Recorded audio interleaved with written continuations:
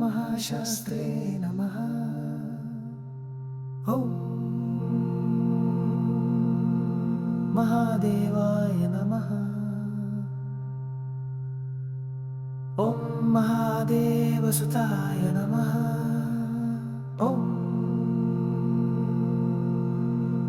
अभयाय नमः। ॐ लोककर्त्रे नमः। ॐ लोकभर्त्रे नमः।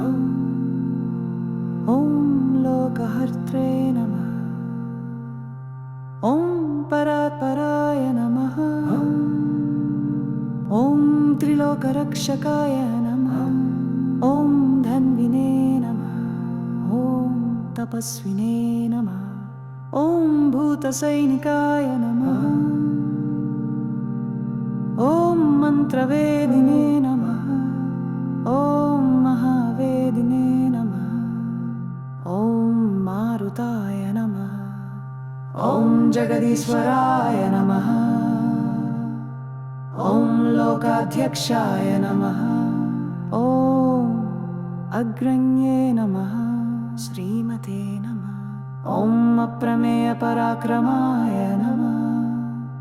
ॐ सिंहारूढाय नमः। ॐ गजारूढाय नमः। ॐ हयारूढाय नमः। ॐ महेश्वराय नमः। ॐ नानाशस्त्रधराय नमः। ॐ अनर्घाय नमः। ॐ नानाविद्याविशारदाय नमः।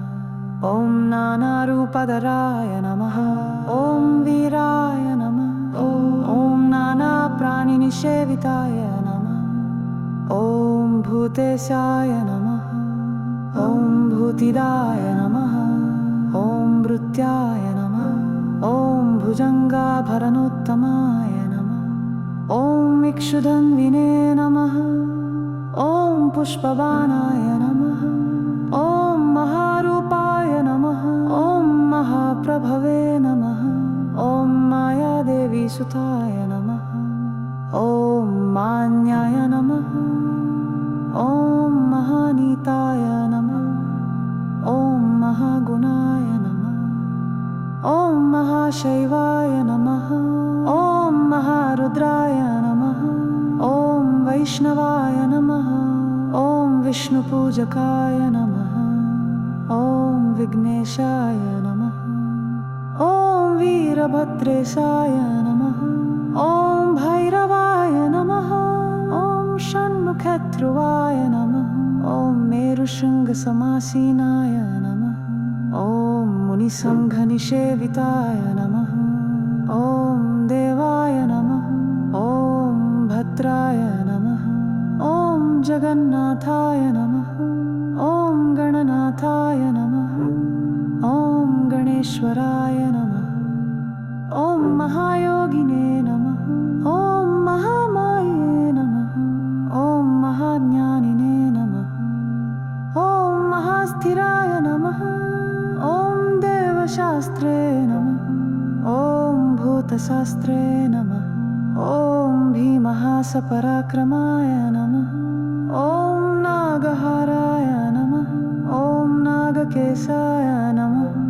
ॐ व्योमकेशाय नमः। ॐ सनातनाय नमः। ॐ सगुणाय नमः। ॐ निर्गुणाय नमः। ॐ नित्यतृप्ताय नमः। ॐ निराश्रयाय नमः। ॐ लोकाश्रयाय नमः।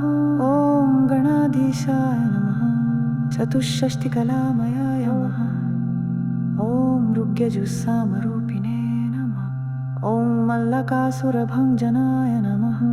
ॐ त्रिमूर्तये नमः। ॐ दैत्यमदनाय नमः। ॐ प्रकृतये नमः। ॐ पुरुषोत्तमाय नमः। ॐ कालज्ञानिने नमः। ॐ महाज्ञानिने नमः।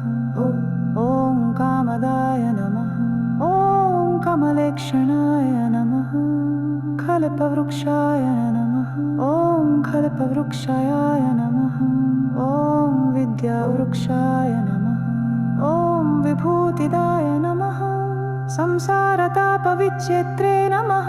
ॐ पशुलोकभयङ्कराय नमः ॐ रोगहन्त्रे नमः ॐ प्राणदात्रे नमः ॐ परगर्वविभञ्जनाय नमः सर्वशास्त्रतत्त्वज्ञाय नमः ॐ नीतिमते नमः पापभञ्जनाय नमः ॐ पुष्कलापूर्णसंज्ञकाय नमः ॐ परमात्माय नमः सताङ्गतये नमः ॐ अङ्कादिभुजसङ्काचाय नमः ॐ स्वबंहन्याय जाय नमः